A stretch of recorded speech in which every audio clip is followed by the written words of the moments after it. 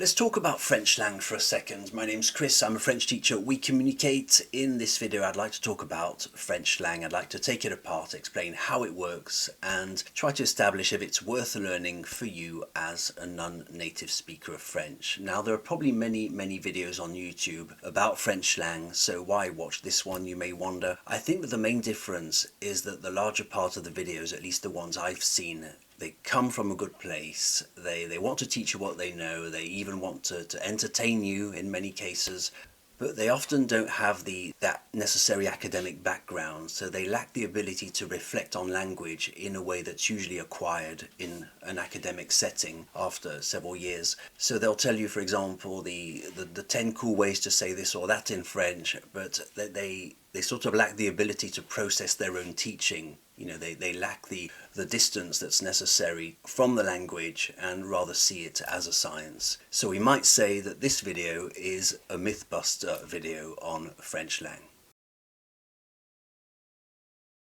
When we speak of slang, we're speaking of non-standard French. Languages are of course very complex, and words can come loaded with a certain connotation, while other words are entirely neutral. For example, when we use the word fork, we're using a neutral word. No one's going to associate fork with any other idea, and it's not going to tell them anything about you. So no one can develop an idea about you as a person for using the word fork. It isn't dependent on register either. It's neither common nor distinguished. It just is. The word fork just is. What's special about the word fork is that there aren't any alternatives to this word. There aren't any other way to refer to a fork. You know, names of animals are a bit the same. Dog, bear, lion, cat. No one can develop an idea about you as a person for using these words. It's the same for food, you know, cheese, ham, bread. So these words don't come loaded with an idea that's riding piggyback on them. And the same goes for French, because the rules are the same as in English, and we'll be speaking about French slang with some precise examples later on. If we take a half step in the direction of slang, we'll see that some words come down to personal choice. A person can decide to have a larger or a smaller vocabulary. If you know many nouns, it reflects on you. People will assume that you read a lot or that you're rather clever. And already we start to see that it's no longer neutral. Placing the word precarity in your conversation isn't for everyone. It might give the impression to people that they'd better take you seriously, or that you know what you're talking about. And very quickly words come associated with an idea. Even though the word precarity is just about the same as the word fork, because I can't think of another word to express exactly the same thing as precarity does, but it just seems to say, take me seriously, I'm using the word precarity. If we looked at a different class of words, adjectives for example, we already see that these behave differently from nouns. They're a different class of words. Now, in English especially, you can get away with about 10 adjectives, I always say. Great, big, fun, cool, small. Okay, probably a bit more than that, but you get the idea. It's almost as if it was down to the individual user, the individual speaker, to choose the adjectives they like and make them part of their active vocabulary. If I placed the word contemptible, for example, in a conversation, that would be my choice. It's not absolutely necessary. So it's not quite like the word precarity or the word fork. You know, these are two different choices. The adjective contemptible describes a situation in a more ornate way, while the noun describes a certain reality. So essentially, if you don't understand contemptible, you'll still understand that it carries a negative idea. In a way, it's just as good as the word bad, but it's more flowery, it's more ornate. If you don't understand the word precarity, you'll likely not understand at all. Similar adjectives might include the words incisive, dexterous, judicious, but these are all personal choices, and they say something about you as a person, which clearly shows that language is never neutral. It really never is. And it's about more than the meaning of the words, it's about the associations we make between the speaker and their vocabulary. As a very brief parenthesis, of course, not all parts of speech follow these tendencies in equal measure. It's mainly nouns, verbs, adjectives, and adverbs. Then we have conjunctions, prepositions, articles, and determiners. But these aren't really posh or common. There aren't any posh or common versions of these four, the conjunctions, prepositions, articles, or determiners, without of course sounding a bit old-fashioned, which by the way is yet another connotation that these words carry. What I mean is that a typical preposition such as with or in doesn't have an elegant version or a common version. It's not like nouns or adjectives. And it's the same with conjunctions such as but, or, yet, while, since. There isn't a posh version or a common version. This being said, there are some conjunctions that you would rather find in writing, but I don't feel that the gap is the same as between different levels of nouns, adjectives, adverbs, or verbs. So to recap what we've done so far in this video, we've spoken about individual words to show that they aren't always neutral, and they do give an impression about the person using that word. These words can be tied to ideas also, and can be positive or negative. Like for example, the word MAGA isn't a neutral word. You instantly associate something with the word MAGA when you think of that word. And in fact, a lot of words trigger some sort of emotion within us, even if it's a very tiny emotion. If I mention the word Microsoft, you might have a feeling that you associate with computers or Microsoft. If I say I'll open my iPad, you might develop an idea about me as a person based on what you think about iPads. And it's the same as saying we're having brunch. If I associate the word brunch with something cheesy, snobbish or cliché, I might avoid the word brunch altogether. I might choose to say we had a late breakfast instead, because I don't want to associate myself with the word brunch. With all this in mind, let's now talk about French slang. Should you learn it, and do you need it at all? When we use slang, we usually want to create an impression on people. We want to associate ourselves with certain people and distinguish ourselves from other people. The slang words have been known by linguists to reinforce social groups. For example, when two accountants meet, they might use slang words that are only known to that profession, so they're reinforcing their belonging for a bonding effect. I think slang can be cut up into two large groups. There's the middle-of-the-road slang that's made its way into common speech, and there's the marginal slang that still only belongs to select groups of people who are usually teenagers. And we'll focus on the middle-of-the-road slang by looking at 5 examples. For example, instead of saying the car, la voiture, you might say la bagnole. Instead of saying I'm leaving, je vais partir, you might say je me casse, je me casse.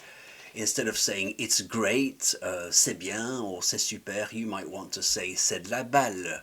Instead of referring to your place of work as la société or le bureau, you might say la boîte.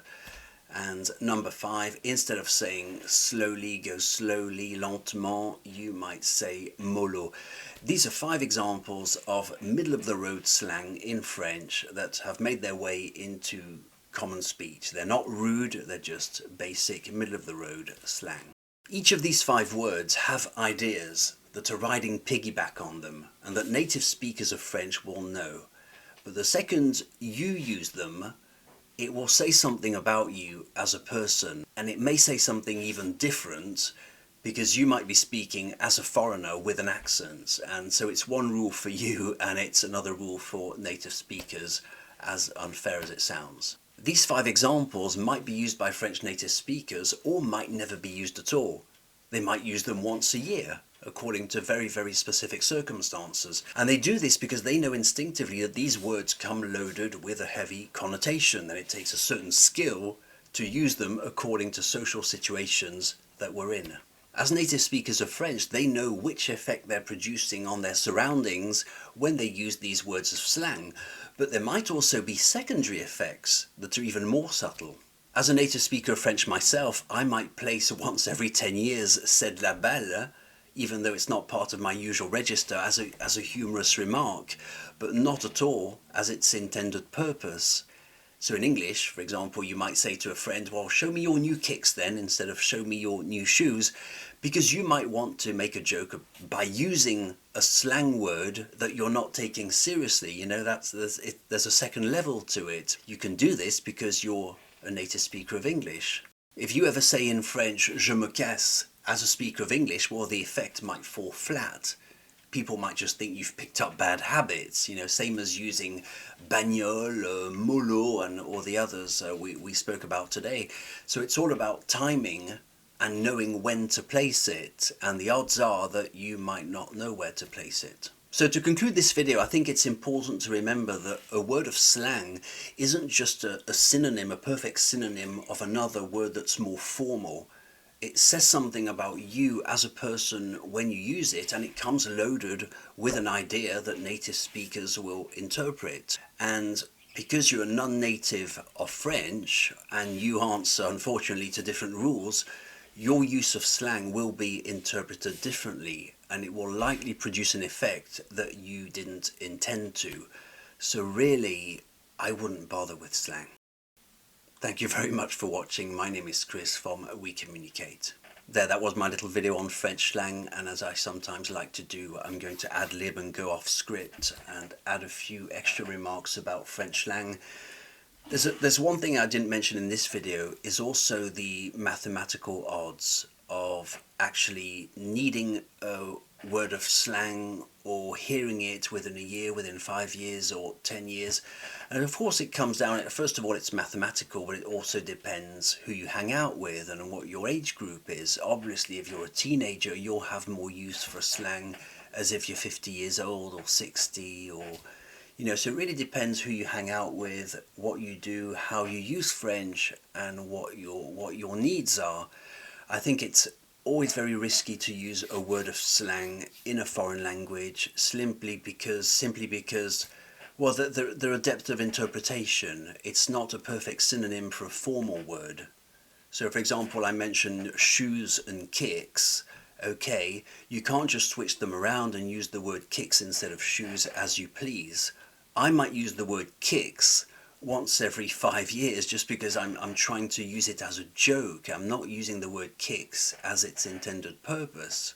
So I might tell my wife, okay then show me your new kicks, or if she ever buys a new car I might say, oh there she goes in her new ride. But I'm not really using the word ride because I like the word or I think it's a cool word.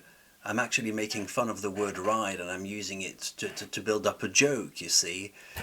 So it's and swearing I think is even worse. It's even more risky to swear in a foreign language. So really I don't think it's worth worrying about. You might need a few words of slang now and again depending on who your friends are if you happen to live in France.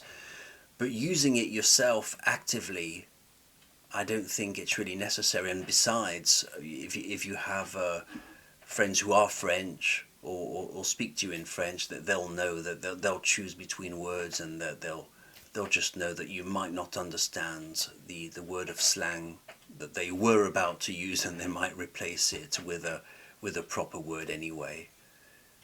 I really wouldn't worry about it.